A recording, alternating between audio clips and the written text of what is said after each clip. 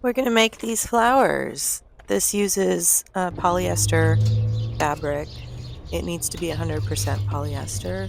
If it has nylon in it, it won't work as well. If it has natural fibers, they won't melt, they'll just burn.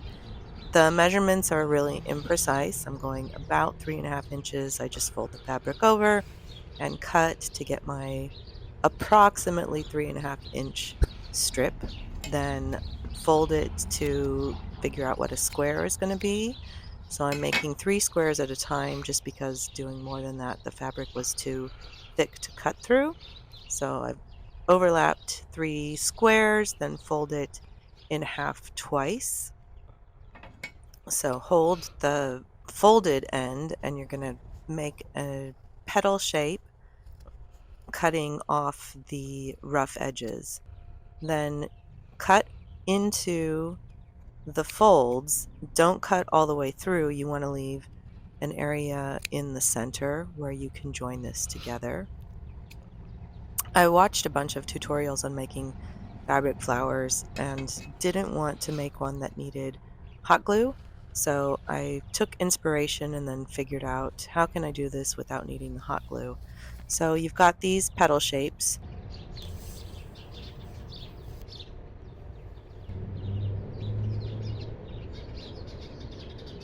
I'm doing this outside. You may not be able to tell right now because when you start to melt this, you see those dark fumes that come at camera. They smell like future cancer. So don't do this inside where you're going to be really exposed to those fumes. Do it outside, maybe wear a mask. Do it on a day when there's enough of a breeze that that's not coming right at your face. And also, I like to do this outside just because it's fire and I feel safer. So what my process was is I melted those inside parts first. Then I would put that one down and let it cool off a little bit. And I would take one that was already had those inside parts melted and I would melt the petals. So you melt around all of the frayed edges of the fabric and it seals them and stops them from fraying. And it also gives them a little bit of a more organic shape. And if you hold the flame to the middle of the petals, don't let it burn through, but it will also sort of melt part of the fabric, but not all the way through to give it even more of an organic shape.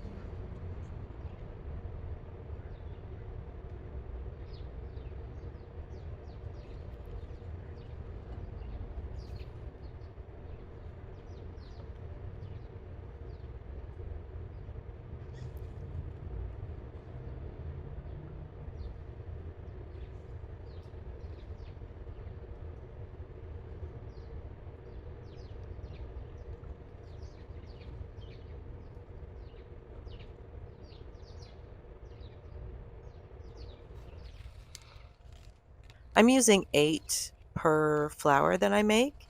If you want to make a bigger one, you can add more than that. Or if you want a smaller one, you can use fewer. For the center of my flower, see, I sort of stacked them from largest to smallest. And then you can use the melted polyester as a glue itself to make the center of your flower. So just melt the end and stick it next to the previous petal overlapping to do all 4.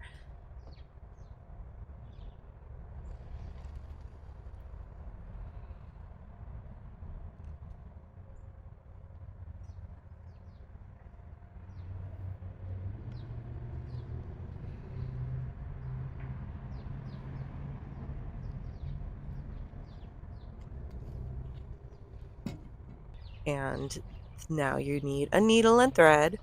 I'm Instead of knotting the thread to itself, I put on a 1 millimeter bead to knot between the threads just to not have to worry if the thread is going to pull through the fabric depending on how thick the weave of the fabric is.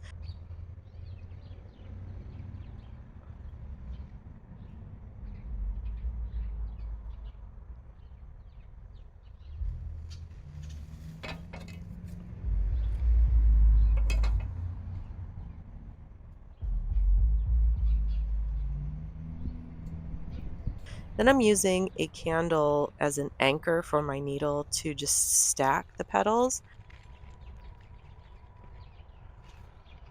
So I'm stacking the petals, making sure they're overlapping in a way that doesn't just look like a stack of petals. So overlapping so the centers of one petal are the edges of the other petal.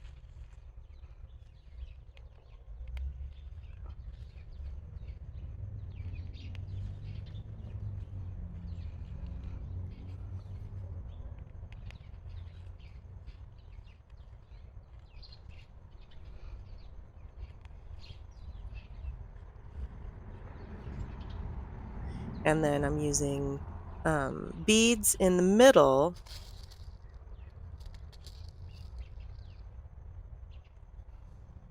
to get this petal structure to stay where you want them.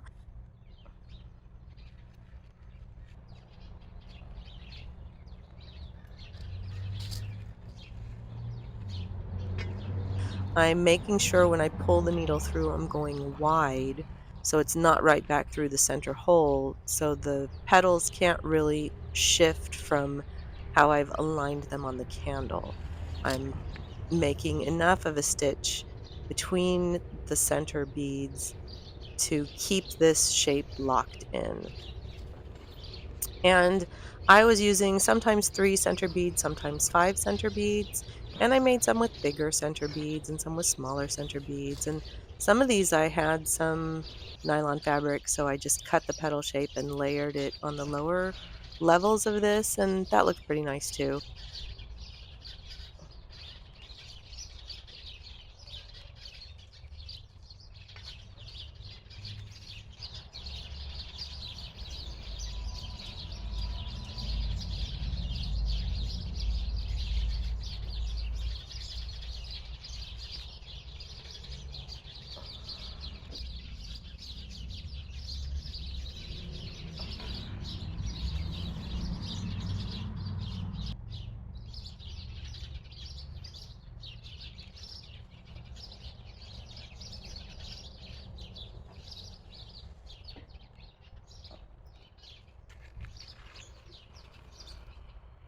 And then I'm just sealing off my thread here on the bottom, just going back through and knotting itself to itself several times.